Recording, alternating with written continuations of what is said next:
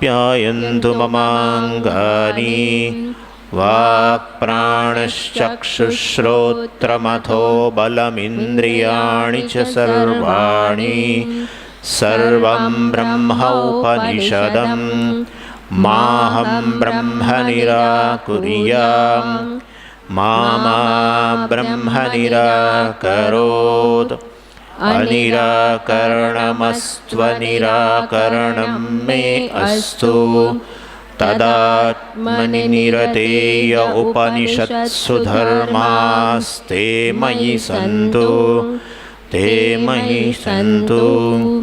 ઓમ શાંતિ શાંતિ શાંતિ. ઉપનિષદ શબ્દ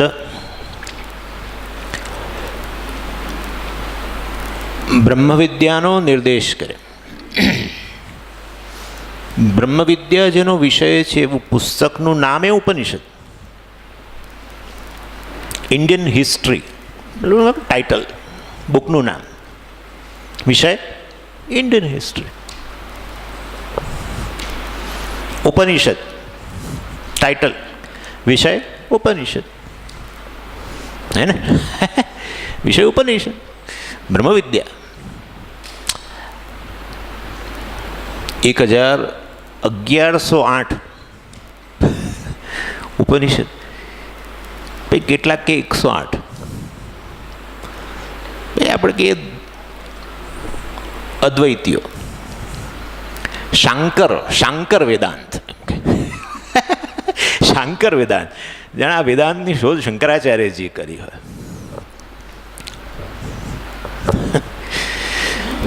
10 કેમ? શંકરાચાર્યજી એના પર ભાષ્ય લખ્યું. એનો અર્થ એવો કે 1108માં જે કહેવાયું છે, 108માં જે કહેવાયું છે એ આ 10માં આવી ગયું. પણ 10 કેમ? એક જણે મને બહુ 10 જ કેમ? શું કહેવું હવે? આ બધું અમુક પ્રશ્નોનો જવાબ નથી. અટકી પડે તો અટકી જ પડે, ત્યાં જ અટકી પડે. બ્રહ્મસૂત્રની અંદર વ્યાસાચાર્યજીએ આ 10 ઉપનિષદ ને લક્ષ્યમાં રાખીને સૂત્રની રચના કરી. બ્રહ્મસૂત્ર એનો અર્થ એવો થયો કે મહત્વના છે માટે 10. બહુ સાચું કહું તો કેનો ઉપનિષદ ઉપર બ્રહ્મસૂત્રમાં એકે સૂત્ર નથી. સાચું મેં શોધ્યા પણ નથી મળ્યા મને. એ બતાવે છે કે ઉપનિષદના મંત્રોમાં ક્યાંય સંશય ઉત્પન્ન થાય એવી વસ્તુ જ નથી.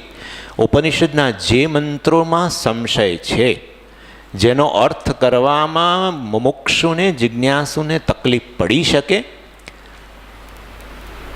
ઉપનિષદનું તાત્પર્ય કંઈક હોય અને એ કંઈક લઈને જાય, એવું વ્યાસાચાર્ય જેને ખ્યાલ આવ્યો અને માટે એવા મંત્રોને સિલેક્ટ કરીને એમાં રહેલા સંશયોની નિવૃત્તિ કરી.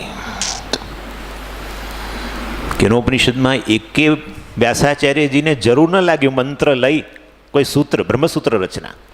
એનો અર્થ એવો થયો આ સીધું શીરાની જેમ, હે ને, ગળે ઉતારનારું છે ખરેખર. ત્વમ પદ, તું બ્રહ્મ છું એવું સીધે સીધું પ્રતિપાદન કરનારું એકમાત્ર પ્રચુરતાની રીતે આ ઉપનિષદ છે. તું બ્રહ્મ છું, બસ સીધું. પછી વાર્તા વગેરે પાછળ આવશે, કથા, પણ શરૂઆત જ શ્રોત્રસ્ય શ્રોત્રમ ત્વમ, મનસો મનઃ ત્વમ.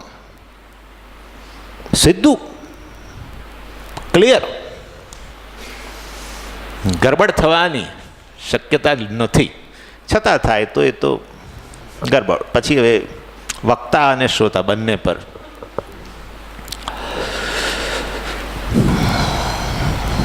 સામવેદનું ઉપનિષદ, કેનોપનિષદ, એનો મંત્ર કાલે જોયો, શાંતિ મંત્ર. એ સામવેદનો મંત્ર છે, શાંતિ મંત્ર. છાંદોગ્યની અંદર પણ આ જ આપ્યાયંતુ મમાંગાની વાક પ્રાણ ચક્ષુ શ્રોત્રમથો બલમિન્દ્રિયાણી ચ સર્વાણી વગેરે વગેરે વગેરે. ઈશ્વરના અનુગ્રહની પ્રાર્થના, જ્ઞાન પ્રાપ્તિ માટેના કરણોની સ્વસ્થતા પુષ્ટિની પ્રાર્થના, જ્ઞાન પ્રાપ્તિ માટેના યોગ્યતા, જ્ઞાન પ્રાપ્તિ માટેના સાધનોની પ્રાર્થના. ઉપનિષત્સુ યે ધર્માઃ તે મયી સંતુ તે મયી સંતુ. ધર્માઃ ઉપનિષદમાં કહેવાયેલા અધિકારીત્વ માટેના મૂલ્યો મારામાં હો, એવી ઈશ્વરને પ્રાર્થના. કંઈક અંશે છે ઉપનિષદનો અધિકારી હોવાને કારણે જ એનામાં સાધન ચતુષ્ટય છે, પરંતુ બ્રહ્મમાં નિષ્ઠા, બ્રહ્મવિદ્યા પૂર્ણપણે ફલદાયી નીવડે એના માટે ખૂટેતું હોય એટલું અધિકારીત્વ, એના માટે પ્રાર્થના ઈશ્વરને. શ્રદ્ધાની પ્રાર્થના એ પણ આપણે જોઈ લીધું. આ ઉપનિષદમાં 4 ખંડ,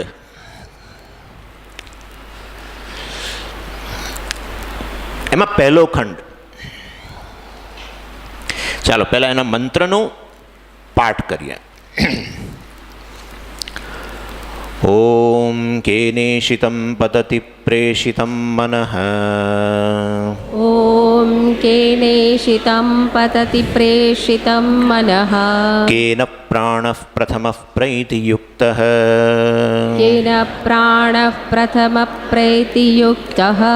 કેનેશિતાં વાચમિમાં વદન્તિ. કેનેશિતાં વાચમિમાં વદન્તિ. ચક્ષુશ્રોત્રં કૌ દેવો યુનક્તિ. ચક્ષુશ્રોત્રં કૌ દેવો ઉનક્તિ.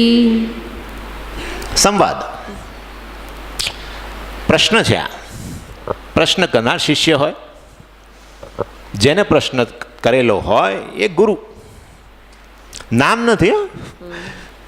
કોઈક ઉપનિષદમાં એક ગુરુ શિષ્યનો સંવાદ, કોઈકમાં અનેક ગુરુ શિષ્યોનો સંવાદ, એક ગુરુ અનેક શિષ્ય. પ્રશ્નોપનિષદ, બૃહદારણ્યક, છાંદોગ્ય વગેરેમાં અનેક ગુરુઓ અનેક શિષ્ય.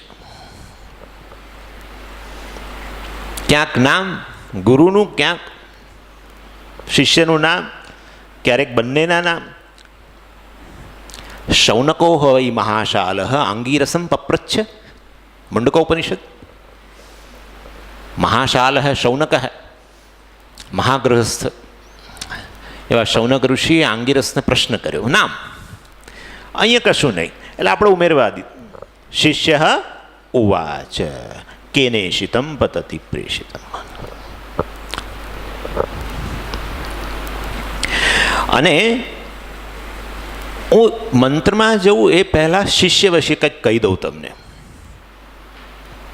આ પ્રશ્ન જે રીતે કર્યો છે એ રીતે આ કોઈ ઓર્ડિનરી સાધારણ શિષ્ય હોય એવું લાગતું નથી. પ્રશ્ન એણે બહુ વિચિત્ર રીતે કર્યો છે, પરંતુ એના મનમાં કંઈક સ્પષ્ટતા છે, કંઈક બેકગ્રાઉન્ડ છે એનો, આ શિષ્યનું. એ જાણી લેવું જોઈએ આપણે. શું આ શિષ્યને શાસ્ત્રનો કંઈક સંપર્ક તો છે, શાસ્ત્ર વિશે કંઈક જાણે છે, શાસ્ત્રમાંથી કંઈક જાણે છે. આમે જાણે છે વેદનું અધ્યયન, સ્વાધ્યાયો અધ્યેતવ્ય,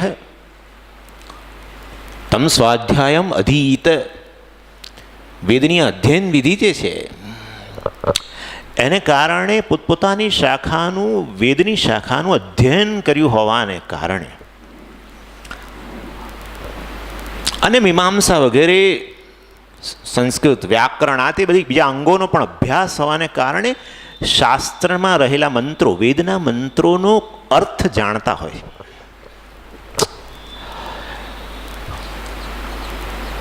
એવો આવો શિષ્ય પાસે બે વસ્તુ સ્પષ્ટ છે. પહેલો, શિષ્ય જાણે છે કે આ સ્થૂળ શરીર જે છે એ ભૂતોનું બનેલું છે. આમ તો સાહેબ અમને ખબર છે, બરાબર છે. પંચમહાભૂતોનું બનેલું છે. કેવી રીતે ખબર પડે? એ જે તે મહાભૂતના ગુણો હે ને, એના જે ધર્મ છે અભિવ્યક્ત થાય છે. પૃથ્વી ગંધ છે, બીજું બધું હવે એ ચર્ચા નહીં.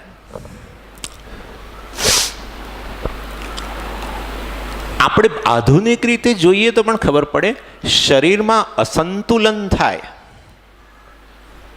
તેને સંતુલનમાં લાવવા માટે બહારથી કોઈ ભૌતિક પદાર્થ ઉમેરવામાં આવે. દવાઓ, લિક્વિડ હોય, સોલિડ હોય, સિરપ હોય, જે હોય, એ ભૌતિક પદાર્થથી અસંતુલિત શરીર સંતુલનમાં આવતું હોય તો આ શરીર પણ ભૌતિક હોવું જોઈએ. અને એ મહાભૂતો જડ છે એ એને ખબર છે, તમને મને ખબર છે જડ છે. પ્રત્યેકનો અનુભવ છે કે કોઈ પણ મહાભૂત એકદમ બૂમ પાડીને બોલતું નથી, હે ને? ક્યારેય મને આવીને કશું કહી નથી જતું, તમે બધા મનુષ્યો એમ કરી તમે અમારી શું દશા કરી છે.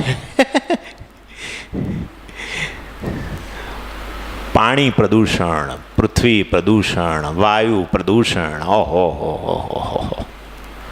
એકે મહાભૂત બિચારું કશું જ બોલતું નથી, ચેતન નથી, જડ છે. બે જ કેટેગરી આપણું યાદ કરજો. પેલું હું આ, હું ચેતન, આ જડ. સાદા સાદા ઇક્વેશન. મહાભૂતો જડ છે. એનો અર્થ કે આ ભૌતિક શરીર જડ છે. યાદ રાખજો આ બધું. પહેલું એ એને પણ ખબર છે, આપણને ખબર છે. બીજું,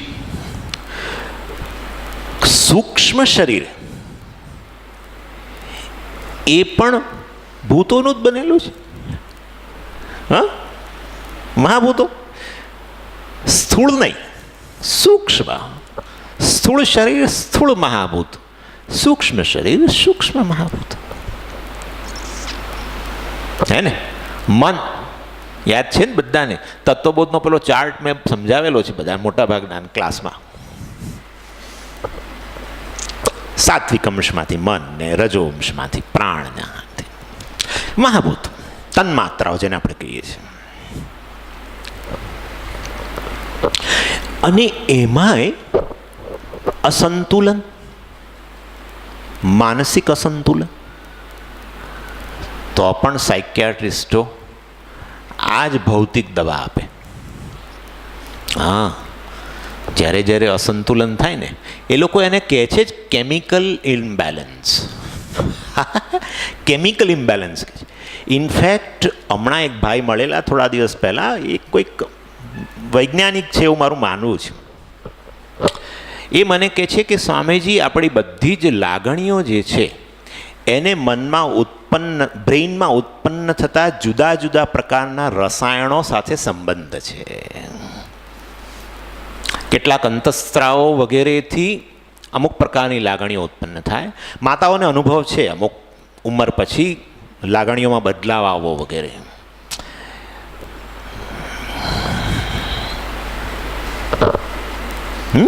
એ અસંતુલન, સૂક્ષ્મ શરીરના સ્તરે અસંતુલન, લાગણીઓ વગેરે મનની વસ્તુ, એમાં પણ શું કામ લાગે? આ ભૌતિક પદાર્થ છે. અને એ સિવાય એટલે બધું ન જવું હોય તો છાંદોગે સ્પષ્ટ કહ્યું, અન્નમયમ હિ સૌમ્ય મનઃ. તમે જે અન્ન લો ભૌતિક, એનો સૂક્ષ્મ ભાગથી મન બને છે વગેરે. અર્થાત સૂક્ષ્મ શરીર પણ ભૌતિક છે, સિદ્ધ થઈ ગયું. ભૌતિક વસ્તુ પર અસર કરી શકે, અભૌતિક પર નહીં. આમ સ્થૂળ અને સૂક્ષ્મ શરીર બંને ભૌતિક અર્થાત ભૂતોમાંથી બનેલું છે, અર્થાત જડ છે. બહુ મહત્વની વસ્તુ છે આ પ્રશ્ન સાથે, માટે હું ડિસ્કસ કરું છું. પછી ત્રીજું, આ કોણ આ બધું વિચારે છે? શિષ્ય વિચારીને ગયેલો છે ગુરુ પાસે, આટલું વિચારીને આ બેકગ્રાઉન્ડ સાથે ગયેલો છે. આ બે વસ્તુ, સ્થૂળ શરીર જડ છે, સૂક્ષ્મ શરીર જડ છે. છતાં પણ તથાપી હે ને, ઇવન ધો આ શરીર તો ચેતન જણાય છે. શરીર ચેતન છે કે નહીં? ચેતન જ છે. કોઈ વ્યક્તિ સ્થૂળ શરીર સહિતની ઓળખાણ આપે છતાંય કોઈ દિવસ એવું કે છે હું જડ છું? હજુ સુધી કોઈ એવું મળ્યું નથી મને કે હું જડ છું સ્વામીજી. બધા શું કે છે? હું ચેતન છું. એ હુંની ઓળખાણમાં શું આવી જાય છે? આવી જાય છે. આ કઈ ગજબ ગરબડ થઈ ગઈ. આ જડ વસ્તુ ક્યાંથી ચેતન બની ગઈ? માત્ર સ્થૂળ નહીં, સૂક્ષ્મ શરીર પણ, ઇન્દ્રિયો ચેતન, મન ચેતન, બધું ચેતન.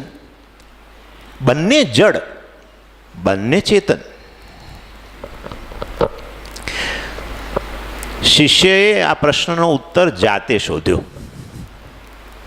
એક ગ્લાસમાં દૂધ લીધું, પહેલાં દૂધ પીધું થોડું, પછી મૂક્યું, પછી એમાં એક ચમચી ખાંડ નાખીને હલાવી દીધું. ફરી દૂધ પીધું.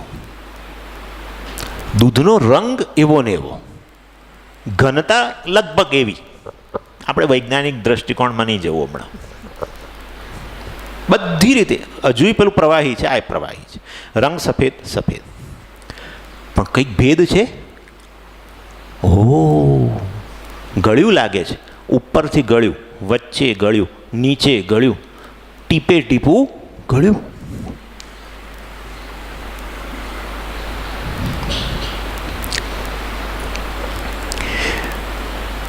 કોઈક સાંભળો, ઇન્ટેન્જિબલ, અતિ સૂક્ષ્મ અને દૃશ્ય નથી એવો કોઈક પ્રિન્સિપલ આ દૂધમાં મિક્સ થઈ ગયો છે. કારણ કે શોધી રહ્યો છે, દેખાતો નથી. હા, હે ને? પરંતુ એ વસ્તુ આખા દૂધમાં વ્યાપી ગઈ છે.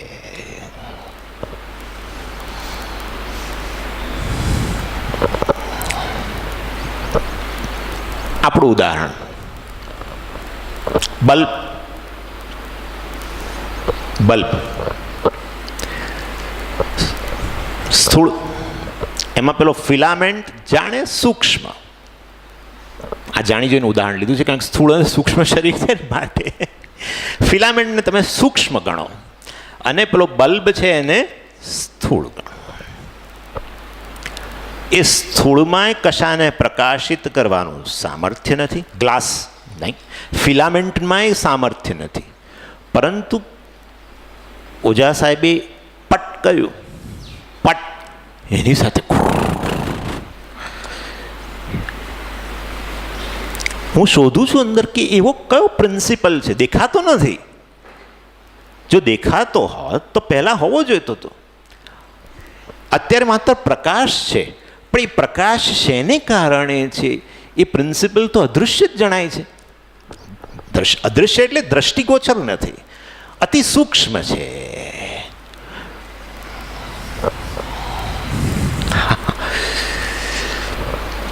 પાણી બર્નર ગેસ પર મૂક્યું, પહેલા આંગળી નાખી, ઠંડુ હિમ જેવું. થોડી વાર પછી ગરમ. અગ્નિને શોધે છે અંદર પાણીમાં, ક્યાં છે અગ્નિ? દેખાતો દ્રષ્ટિમાન નથી, પરંતુ અગ્નિ આખા પાણીમાં વ્યાપ્ત છે. તમે સમજી તો ગયા છો શું કહેવા માંગુ છું. સૂક્ષ્મ છે, દ્રષ્ટિગોચર નથી, છતાંય આખા પાણીમાં વ્યાપ્ત છે. બલ્બ વાળું ઉદાહરણ વધારે સારું છે. આ શરીર એક બલ્બ, સ્થૂળ શરીર, એમાં સૂક્ષ્મ શરીર ફિલામેન્ટ. ફિલામેન્ટ એટલે પેલું આવું હોય છે ને આમાં અંદર, તમે લોકો જાણો છો અંદર પેલું પાતળું એકદમ એ આમ તૂટી જાય તો પછી ન હે ને, બધાને ખબર છે. માઓ બધી આમ રિપેર એમને ખબર છે એવું કંઈક છે.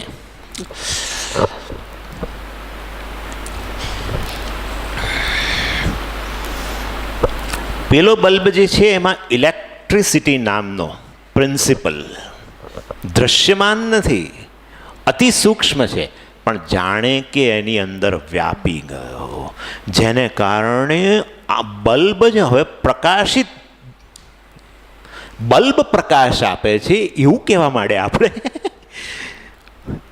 બલ્બમાં પ્રકાશ આપવાનું સામર્થ્ય નહીં હોવા છતાં પણ બલ્બ પ્રકાશ આપે છે. એ જે વ્યવહાર છે એનું કારણ એમાં રહેલી દ્રષ્ટિગોચર નહીં તેવું અતિ સૂક્ષ્મ એવી ઇલેક્ટ્રિસિટી પ્રિન્સિપલ છે.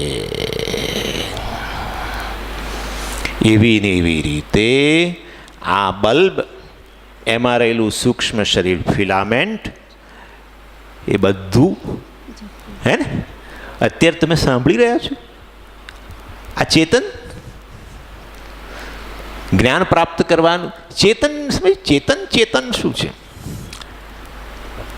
જેનામાં અન્યની અને પોતાની સભાનતા છે એને ચેતન. સભાનતા, અન્યનું જ્ઞાન પ્રાપ્ત કરી શકે, પોતાનું પણ કરી શકે. યોની વાઇઝ જુદું જુદું જુદું જુદું એટલે પૂર્ણ સભાનતા મનુષ્યમાં, સૌથી ઓછામાં ઓછી સભાનતા પોતાની વૃક્ષમાં, બાકીના બધા વચ્ચે. વૃક્ષને સભાનતા છે, હા તમે રખે માનો ચેતન છે. એ તો ક્યારે એને લાગે કે હવે મારે જીવવા માટે જે અન્ન પાણી જોઈએ એ મને આ મનુષ્યની કરામતને લીધે મળી શકે એમ નથી, તો પછી જે બાજુ મળતે ને એ બાજુ વળે. ઉપરનો ભાગ એ તરફ વળે, નીચે પાણી એ શોધવા માટે મૂળ આમ જાય આમ જાય આમ જાય. હા, ઇન્ટેલિજન્ટ, અર્થાત પોતે સભાન છે પરિસરથી. ઓછી સભાનતા. કેમ ઓછી? કેમ સૌથી ઓછી? તમે એક તલવાર લઈને એની પાસે જાઓ,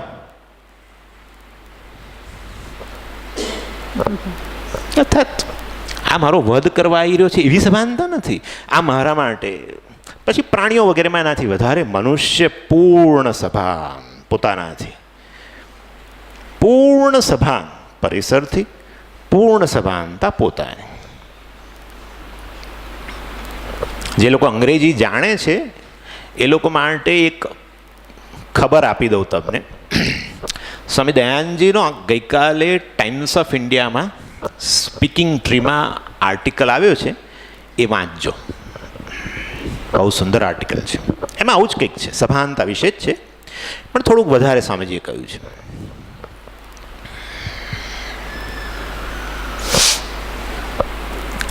અર્થાત આ સ્થૂળ શરીર અને સૂક્ષ્મ શરીર બંને જડ હોવા છતાંય સમગ્ર જીવનકાળ દરમિયાન એક ચેતનની વ્યવહાર કરે છે. બલ્બ હા ચેતનથી વ્યાપ્ત છે. જેમ પેલામાં પૂરેપૂરું વ્યાપ્ત, ખાંડ પૂરેપૂરી દૂધમાં વ્યાપ્ત, મીઠું પાણીમાં પૂરેપૂરી વ્યાપ્ત, કે અગ્નિ પૂરેપૂરો પાણીમાં વ્યાપ્ત, એવી રીતે ચેતન, જેને હું અત્યારે અહમ કહું છું, જે ચેતન છે એ અહમ અહીંયાથી માંડીને પગના તળિયા સુધી અહમ અહમ અહમ અહમ અહમ અહમ અહમ અહમ અહમ અહમ અહમ અહમ અહમ અહમ અહમ. ચેતન મને કેમ અડ્યો? કેમ મારો વાળ ખેંચ્યો? સભાન. હા ચેતન. નહીં તો આ તો બિચારું જડ છે, જડ. એને આમથી આમ નાખો કશું ના થવું છે. ના મને કેમ અડે? મારી સામે આંખો કાઢે છે. આંખો અડવાની તો આજ બાજુ રહેવા દે. આટલી સભાન મારી સામે આંખો કાઢી, મારી સામે ભવા ચડાવો છો.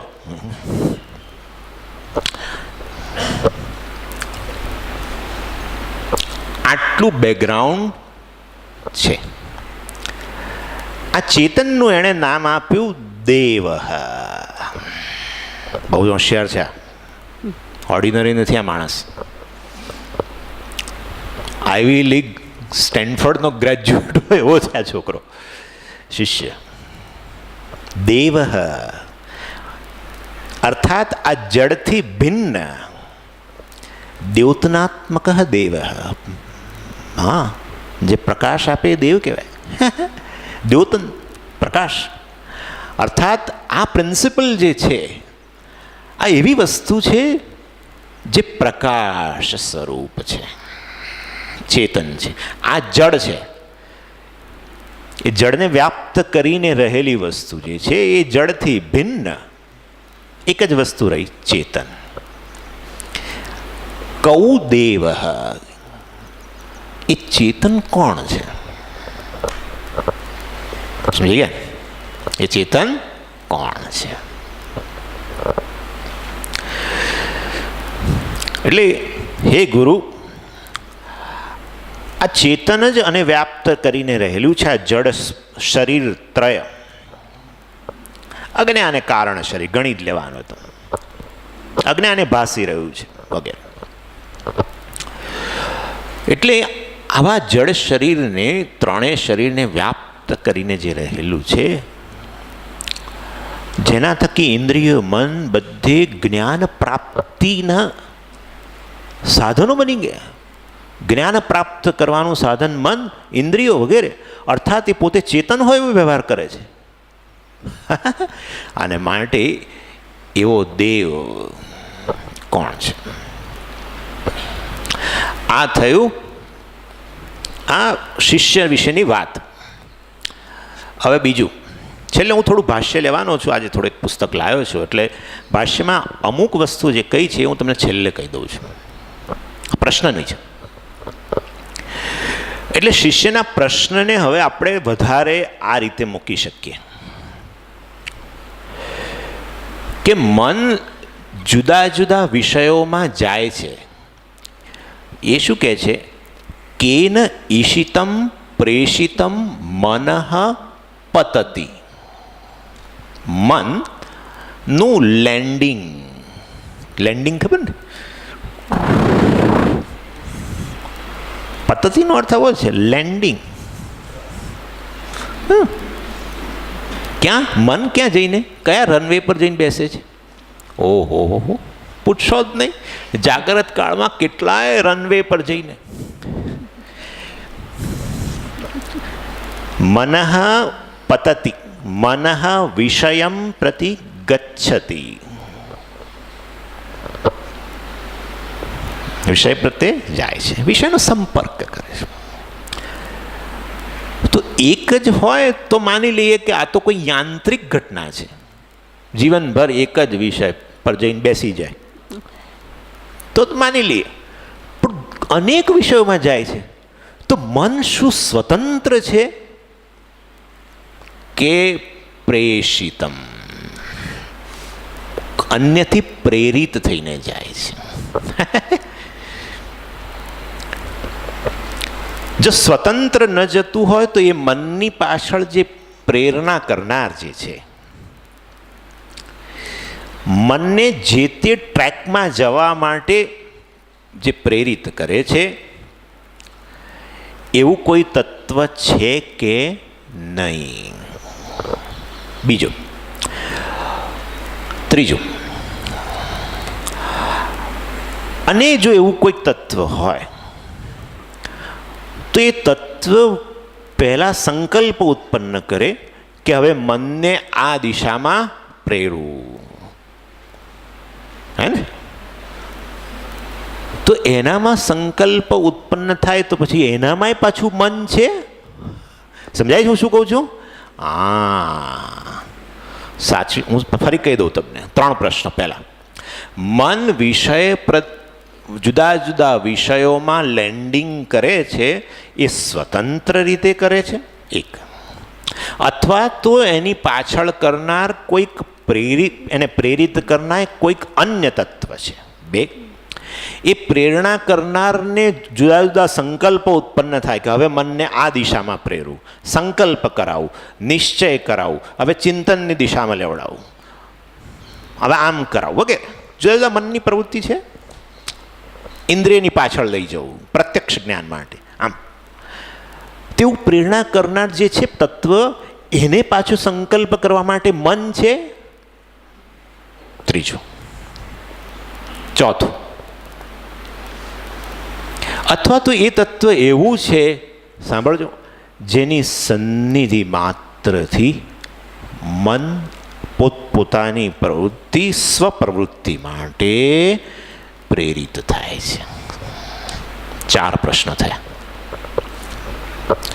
ઈશિતમ જે છે એ ખરેખર લૌકિક સંસ્કૃતની દ્રષ્ટિએ ખોટો પ્રયોગ છે. એશિતમ હોવું જોઈએ. કદાચ હું એટલે કહું છું, આપણે બહુ કંઈ કામનું નથી, પરંતુ કહી રાખો તમને.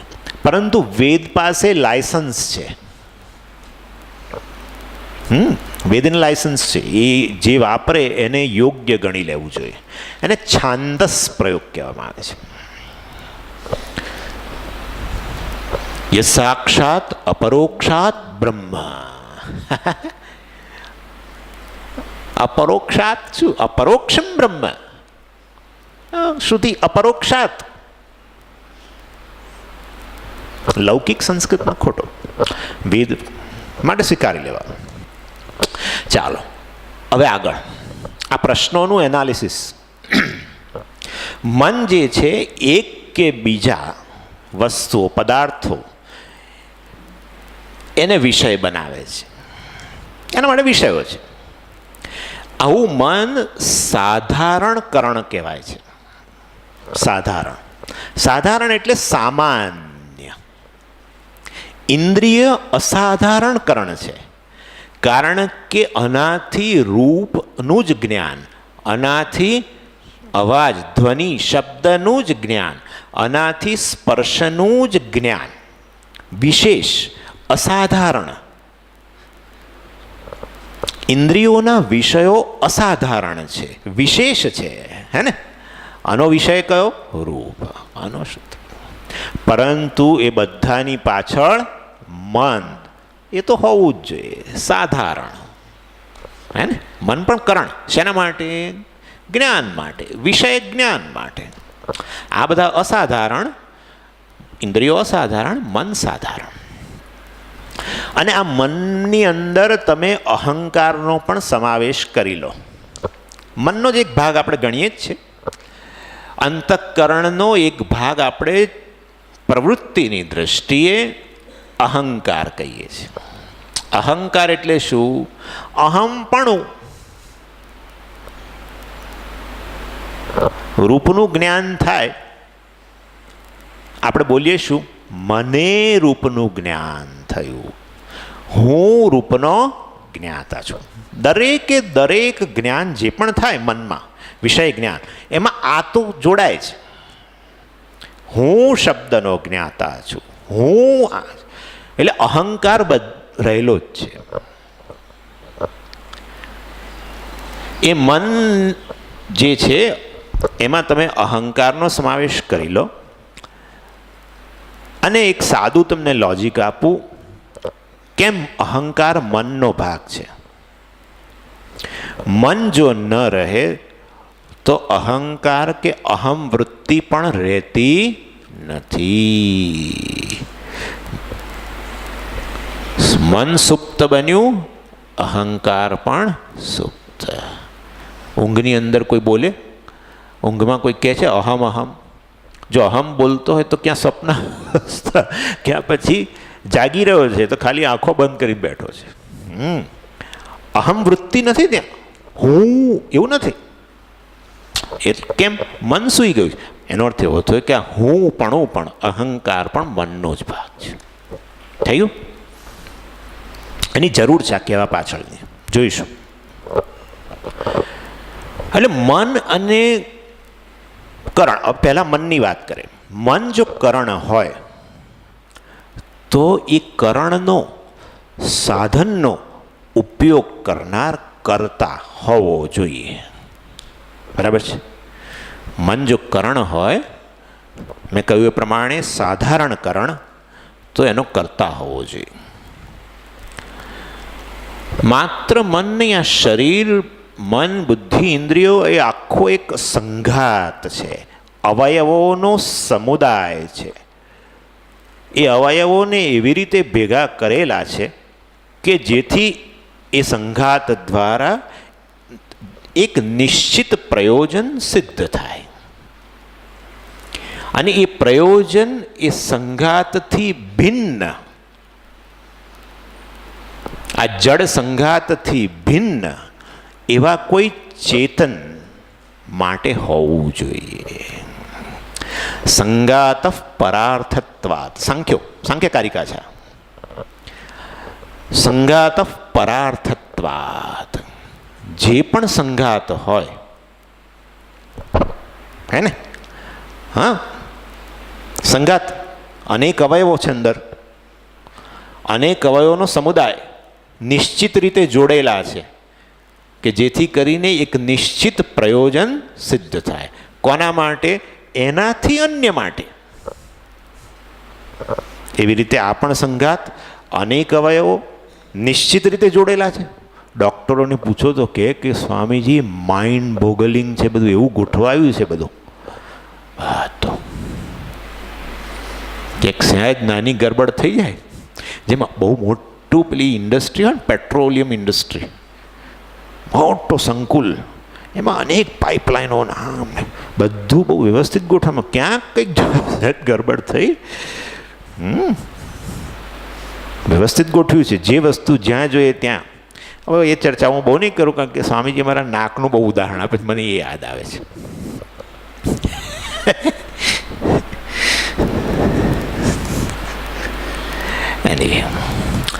પરાર્થત્વ, આ જળ સંઘાત છે એનાથી ભિન્ન કોઈ ચેતન એના પ્રયોજન માટે છે.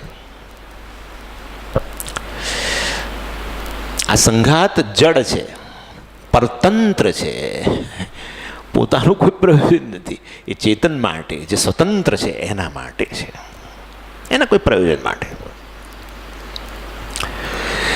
અને આ રીતે આ જે કર્તા જે છે, જે ચેતન જે છે, એ મનને ઈરાદાપૂર્વક પ્રેરે છે. કારણ કે એવું લાગે છે કે મન અમુક નિશ્ચિત દિશાઓમાં જાય છે, જેને ડાયરેક્ટેડ, જેને દિશા આપવામાં આવે એ રીતે જઈ રહ્યું છે, અનેક દિશાઓ. એનો અર્થ કે એની પાછળ કોઈ ઈરાદો સેવનાર, એને નિશ્ચિત દિશામાં મોકલનાર કોઈ ચેતન લાગે છે. માત્ર મન જુદા જુદા બહારના શબ્દ, સ્પર્શ, રૂપ, રસગંધ વિષયોને જ પ્રત્યક્ષ કરે છે એવું નહીં, વિષય તરીકે જુએ છે એવું નહીં, પરંતુ મનમાં અનેક ઈચ્છાઓ છે. પરોક્ષ જ્ઞાન પ્રાપ્ત કરીએ છીએ, અનુમાન કરીએ છીએ, ઘણું બધું કરીએ છીએ, જુદી જુદી દિશાઓ છે, વેલ ડાયરેક્ટેડ. તો એને એ જુદી જુદી દિશામાં ડાયરેક્ટેડ, તો ડાયરેક્ટર કોણ છે? હે ને? દિગ્દર્શક કોણ છે? મન તો બિચારું દિગ્દર્શિત, બિચારું દિગ્દર્શિત એવું બોલાય, અમારા માતાજીને ખબર બોલાય કે ક્યાં. આ બધા એક્ટરો છે, બધા દિગ્દર્શિત એક્ટર, એક્ટ્રેસ, ફલાણું ઢીકણું. પેલા ડાયરેક્ટર આમ આમ તારે અહીંથી આવવાનું, આમ કરવાનું, પછી આમ જવાનું, 8 જ ડગલા ચાલવાના, એ વખતે આવો હાવભાવ કરવાનો. જે બધું એ રીતે મનને પણ જુદી જુદી દિશાઓમાં, બધા વ્યવહારમાં મન તો પાછળ છે. મેં પેલા 6 પ્રમાણ કયા હતા યાદ છે ને? પ્રત્યક્ષ, અનુમાન, ઉપલાન, અનુપલબ્ધિ, ફલાણા ઠીકાણા, બધા જુદી ચેનલો. તો એને ડાયરેક્શન આપનાર કોઈ ચેતન હોવો જોઈએ. હબ્બા, હવે થયું ઈશિતમ પ્રેષિતમ. પ્રેષિતમ મનઃ, ઈશિતમ મનઃ. પ્રેષિતમ પ્રેરિત મન, અન્યથી પ્રેરિત મન, પ્રેષિતમ મન. ઈશિતમ મન બે વાપરું કે જરૂર નથી, થઈ ગયું, અમે સમજી ગયા. ના, આ તો ગડબડ છે. પ્રેષિતમ મન, ઈશિતમ એટલે અન્યની ઈચ્છાથી પ્રેરિત થઈને. ઈશિતમ અર્થાત એની પાછળ રહેલું જે ચેતન છે એ ઈચ્છા કરે અને પછી મનને યોગ્ય દિશામાં પ્રેરે. ઈશિતમ પ્રેષિતમ. કેમ આવું? આ વાપરેલા શિષ્ય જે વાપરે છે ખોટા વિશેષણો ના વાપરે. શેના વિશેષણો છે? મનના વિશેષણો છે. ઈશિતમ પ્રેષિતમ કેમ વાપર્યા? બેમાંથી એક ના ચાલત વગેરે.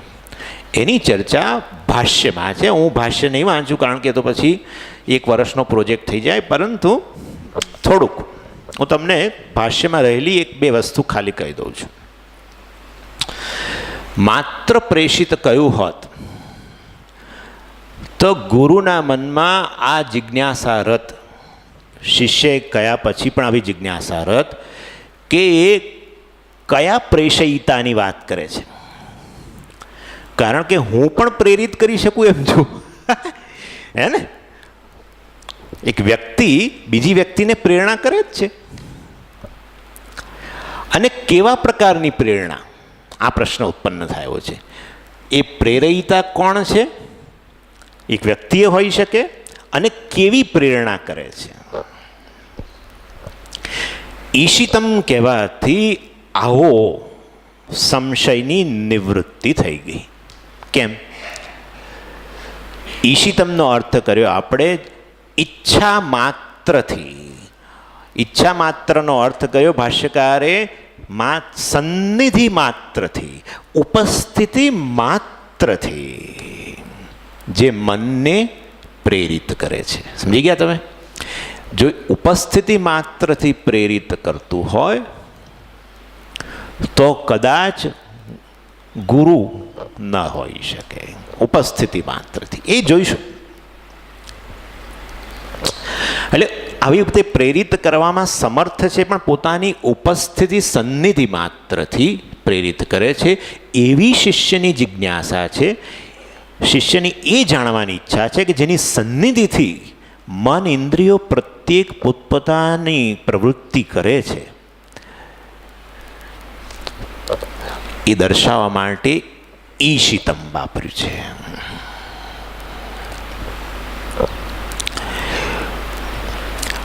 અમે તો એમ કહીએ છીએ કે શિષ્યને એવી રીતે કેવી રીતે ખબર પડી કે આવો કોઈ દેવ પ્રેરક છે?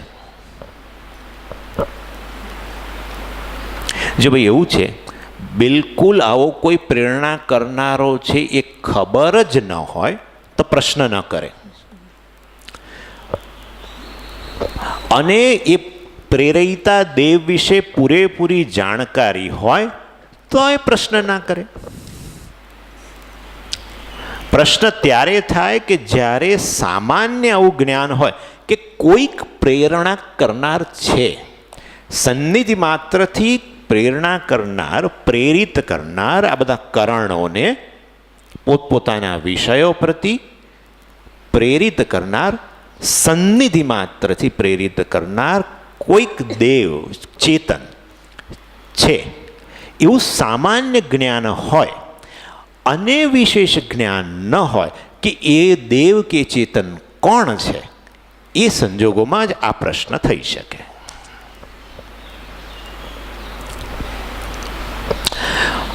અને પણ શિષ્યને આવું સામાન્ય જ્ઞાન કેવી રીતે થયું? આ બધું ભાષ્યમાં છે ભાઈ, હું મારું કશું નથી.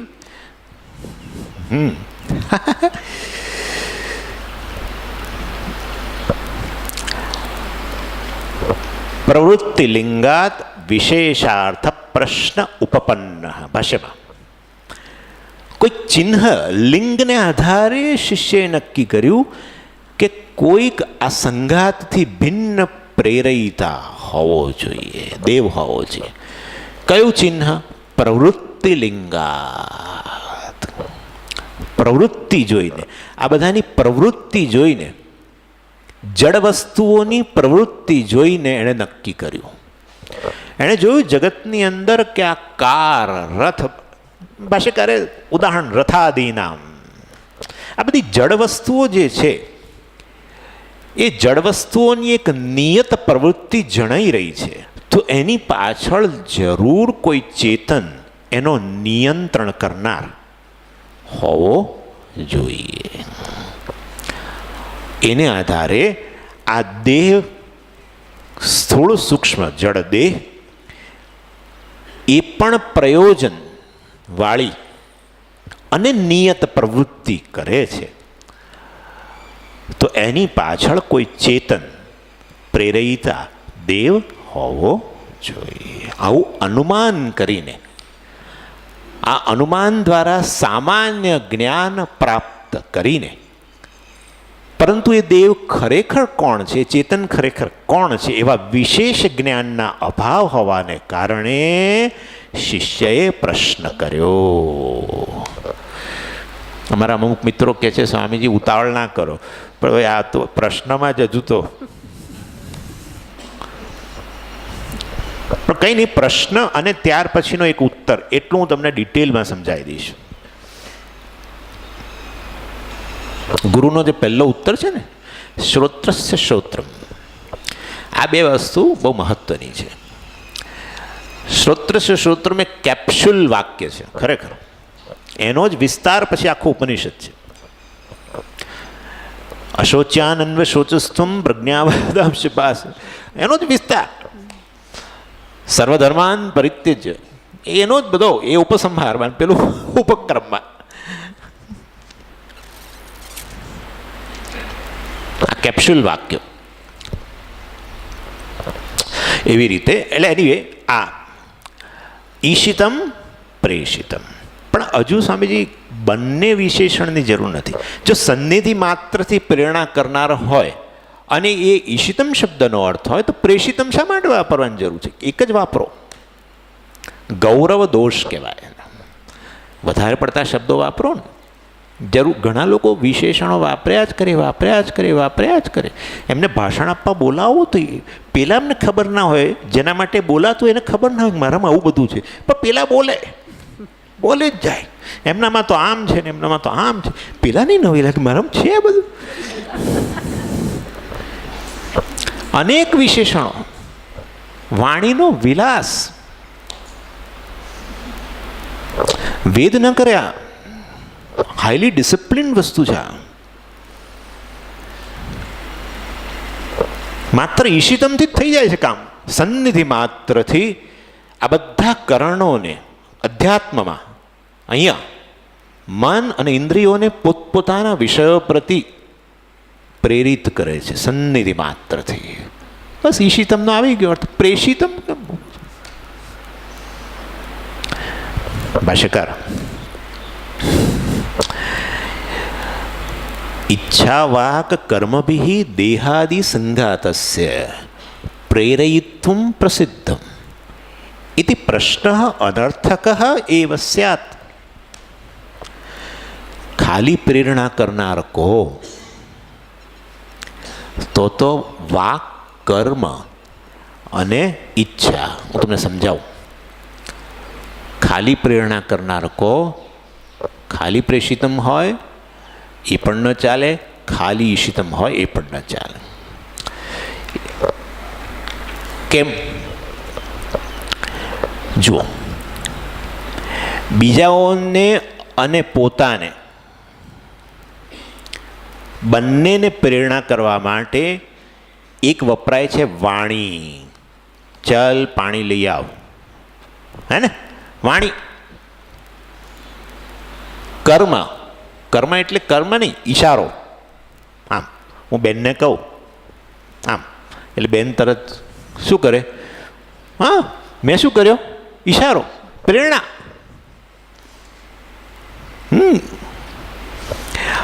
એટલે બીજા આ બધું પ્રસિદ્ધ છે. પ્રેષિતમ, આ પ્રકારની પ્રેરણા. ઈચ્છાથી પોતાના દેહ ઇન્દ્રિયોને પ્રેરિત કરવાનું પ્રસિદ્ધ છે. અન્યને તો કરો જ કરો ઈચ્છાથી. ઈચ્છા થાય અંદર અને તરત પ્રવૃત્ત થઈ જાઓ, મન ઇન્દ્રિયોને પ્રવૃત્ત કરી દો, પ્રેરિત. પોતે પોતાને પણ પ્રેરિત કરી શકે. પોતાની ઈચ્છાથી પોતાના મનને પ્રવૃત્ત કરે, બુદ્ધિ અને મનને નિયંત્રણમાં લાવે ઈચ્છાથી, અને વારંવાર ઈચ્છીને મનને એ દિશામાં પ્રવૃત્ત કરે, વારંવાર ઈચ્છા કરે એક વસ્તુની અને પછી મનને એ દિશામાં પ્રેરિત કરે. બધું શક્ય છે. હા, અને આ બધું પ્રસિદ્ધ છે. એટલું જ નહીં, પોતાની વાણીથી પોતાના મનને પ્રવૃત્ત કરે. ઇનફેક્ટ બધા જ લોકો આ જ વ્યવહાર કરે છે. અને મધ્યમાં વાણી કહે છે, જુઓ સવાર તમે ઉઠો ને, ચલો હવે ઊભા થઈ જાઉં. મોટેથી નથી બોલતા, વૈખરી નહીં, મનમાં, ચલો ઊભા થઈ જાઉં, 5:30 થયા, ચલો બાથરૂમ તરફ જાઓ, હવે બ્રશ કરી લો. તું જોજો મનમાં બોલો છો, મધ્યમાં વાણી. બધું હવે ટાઈમ થઈ ગયો લાગે છે. મોટેથી ને મોટેથી બોલવા માંડો ને, આ બધું ઘરમાં એકલા હો અને આ બધું મોટેથી વૈખરી વાણીથી બોલો તો મારા અને મેન્ટલ હોસ્પિટલના પેલા પડોશી કાન ધરે, હા ભાઈ કોની જોડે વાત કરે છે, મોબાઈલ તો રાખતા નથી, આ કોની જોડે બોલે છે. મધ્યમાં વાણીથી આપણે મન, ઇન્દ્રિય, શરીર બધાને પ્રવૃત્ત કરીએ છીએ, પ્રેરિત કરીએ છીએ. અવ્યક્ત વાણી કહે છે ને મધ્યમાં, અને વ્યક્ત વાણી પણ ખરી, વૈખરી, એના દ્વારા પણ પ્રવૃત્ત થાય છે. કોઈને કોઈ કામમાં રોકી રાખીએ, કોઈ કાર્યમાં પ્રવૃત્ત કરીએ. કરણોને એના માટે વાણી વપરાય છે, એના માટે ઈશારા વપરાય છે, એના માટે ઈચ્છાઓ વપરાય છે. અને આ બધું તો પ્રસિદ્ધ છે લોકમાં.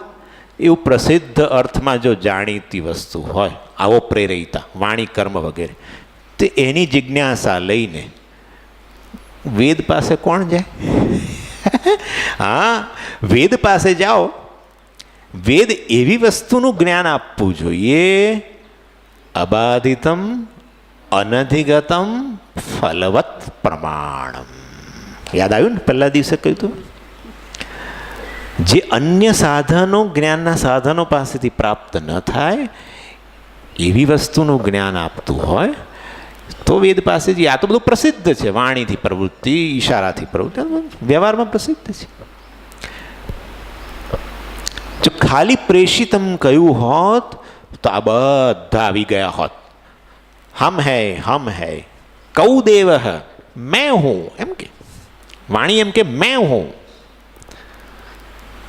ઈશારો કે મેં હું, મનને હું પ્રેરિત કરું છું, ઈચ્છા કે હું છું, કરણોને હું પ્રવૃત્ત કરું છું, પ્રવૃત્તિ માટે પ્રેરું છું. ઈશિતમ પતી ગયું.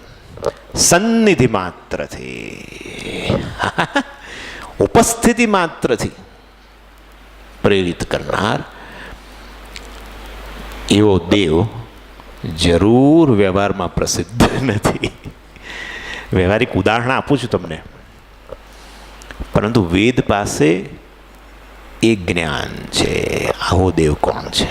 સન્નિધિ માત્રથી આધ્યાત્મની અંદર બધા જ કરણોને પોતપોતાના વિષયોમાં લેન્ડિંગ કરાવના. પતતી કૌદેવ. ઓમ પૂર્ણમદ પૂર્ણમિદં પૂર્ણાત પૂર્ણમુદચ્યતે પૂર્ણસ્ય પૂર્ણમાદાય પૂર્ણમેવાવશિષ્યતે. ઓમ શાંતિ શાંતિ શાંતિ.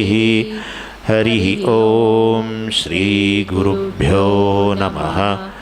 હરિ ઓમ.